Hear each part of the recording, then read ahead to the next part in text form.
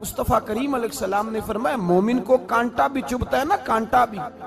दो बुजुर्ग बैठे थे, एक हजरत अहमद रहमतुल्लाह अलैह और एक हजरत शरफुद्दीन मुनीरी रहमतुल्लाह अलैह।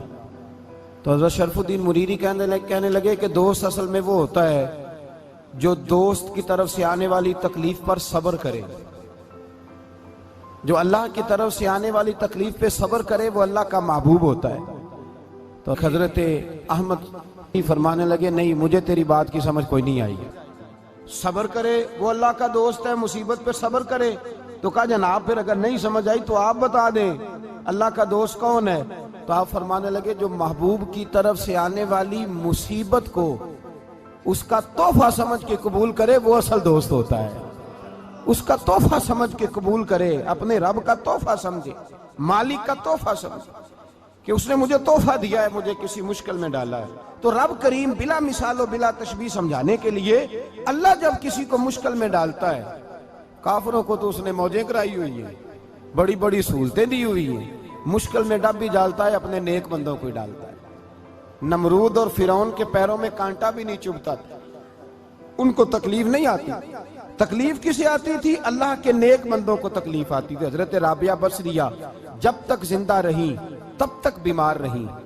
जिस दिन तबीयत ठीक होती तो कहती ए अल्लाह तू कहीं मुझसे नाराज तो नहीं हो गया, तू कहीं नाराज तो नहीं मौला। मौला जब तू मुझे तकलीफ देता है तो मैं रो के तेरी इबादत करती हूँ, जब मुझे दुख होते हैं तो मैं सजदे में तड़पती। और खुदा बंदा अब तो मैं सुखी हूँ, मौज में हूँ, मुझे रोना ही नहीं आ रहा। तो खुदा बंदा तू कहीं नाराज तो नहीं हो गया मुझसे? दुख तो अच्छे होते हैं, दुख तो प्यारे होते हैं। और दुखों के बाद जो अल्लाह आसानी देता है उस आसानी का फिर क्या ही कहना। उस हजरत अय्यूब अला नबीना अलैहिस्सलातु सलाम बीमार रहे, 60 साल अल्लाह ने तंदुरुस्ती दी। कितने साल बोले? 60 साल गौर करना बात पर, 60 साल अलील रहे, फिर बीमार हो गए। 18 साल हो गए बीमार हुए। ज़ौजा कहने लगी दुआ कर लें आपको अल्लाह सेहत दे दे। हमें अगर कोई बंदा पूछ लेना कि भाई कभी कोई खास बात तो सुनाओ, तो हम जो सारी जिंदगी सुख के साथ सोए होते हैं वो बात नहीं सुनाते। वो जो एक रात दर्द से नींद नहीं आती उस रात का किस्सा सुनाते हैं। कुछ शुगर की पट्टी भी बांध नहीं। हजरत अय्यूब 18 साल बीमार रहे। ज़ौजा कहने लगी दुआ कर लो। तो आप फरमाने लगे बीबी से कि सेहत कितनी देर रही? उसने कहा 60 साल।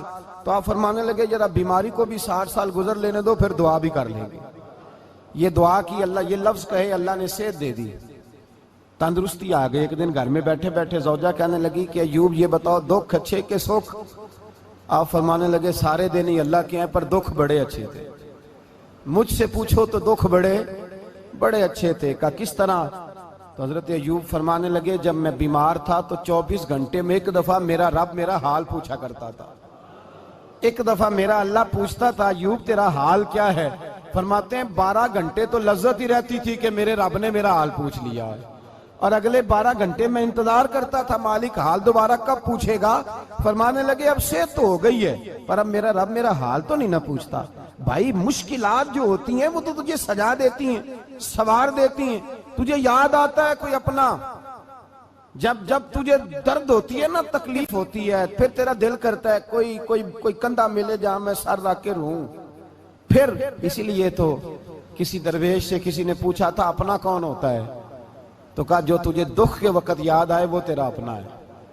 जो तुझे ऐन आजमाइश के वक्त याद आए और तुझे उसका नंबर फौरन तेरे मोबाइल पे चलने लगे वो तेरा अपना सज्जन है, जिसको तू दुख के वक्त याद करे। तो भाई मुश्किलात के बाद जो अल्लाह आसानी देता है। हजरत इब्राहिम को आग में भी फेंका गया, हजरत इब्राहिम अलैहिस्सलाम को सताया भी गया, निकाला भी गया, लेकिन जब इन मुश्किलात से गुजरे तो मेरा रब फरमाता है वइज़ तला इब्राहिम रब्बुहु बिकलिमातिन फअतम्महुन्ना काला इन्नी जाइलुका लिन्नासि इमामा। कहा जब इब्राहिम पूरे उतरे तो फिर हमने उन्हें इमाम बना दिया। या अल्लाह किस तरह की इमामत दी?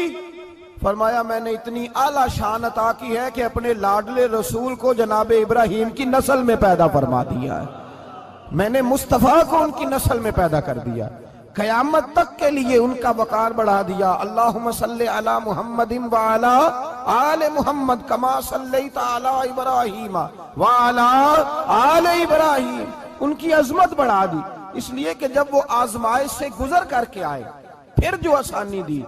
मेरे नबी पाक सल्लल्लाहु अलैहि वसल्लम ने दीन इब्राहिमी की बहुत सारी चीजों को रखा, कहा मैं मिल्लत इब्राहिमी पे हूं। जब कोई मुश्किलात को अबूर करके आता है, जब कोई तकलीफें सह करके आता है, उसके लिए जो अजर होता है, उसके लिए जो फिर अल्लाह कितनी कितनी जरा बड़ी तवज्जो कीजिएगा।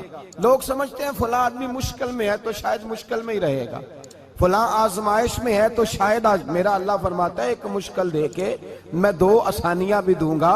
तुम मुश्किल देख रहे हो, मुश्किल ना देखो, वो जो इसको बाद में आसानी आने वाली है, और डबल जो मैं इस पर नेमत करने वाला हूं उसको देखो। हजरत यूसुफ को भाइयों ने कुएं में डाल दिया था, और जब कुएं से निकले तो मिस्र के बाजारों में बिके, और फिर जुलेखा ने इल्जाम लगाया तो हालात बिगड़ गए। हजरत यूसुफ को जेल जाना पड़ा। कितनी कठिन जिंदगी थी, लेकिन मेरे मालिक को कुछ और ही मंजूर था।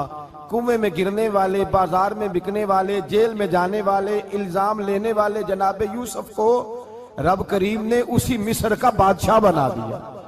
अल्लाह पाक ने उसी मिस्र का हुक्मरान बना दिया।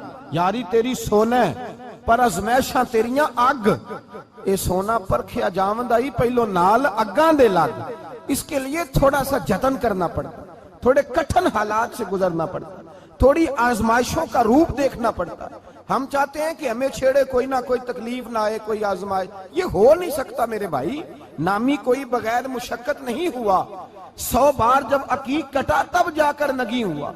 हम चाहते हैं कि हमें कुछ भी दिक्कत ना आए, मुश्किलात ना आए, और मुश्किलात तो इंसान को संवारती हैं भाई, वो तो निखारती हैं। कभी पूछा करो जाकर के किसी गंदम के दाने से कि तू कहां कहां से होके आया है, कहां कहां से निकल के आया है, तो वो बतलाएगा कि बड़े मुश्किल मराहल से गुजरा हूं, और फिर अल्लाह ने मुझे ताकत दी है कि मैं इंसान के वजूद का हिस्सा बनाऊं। तो भाई कठिन मराहल, आजमाइशें, तकलीफें, ये इंसान को बड़ा इंसान बना देती।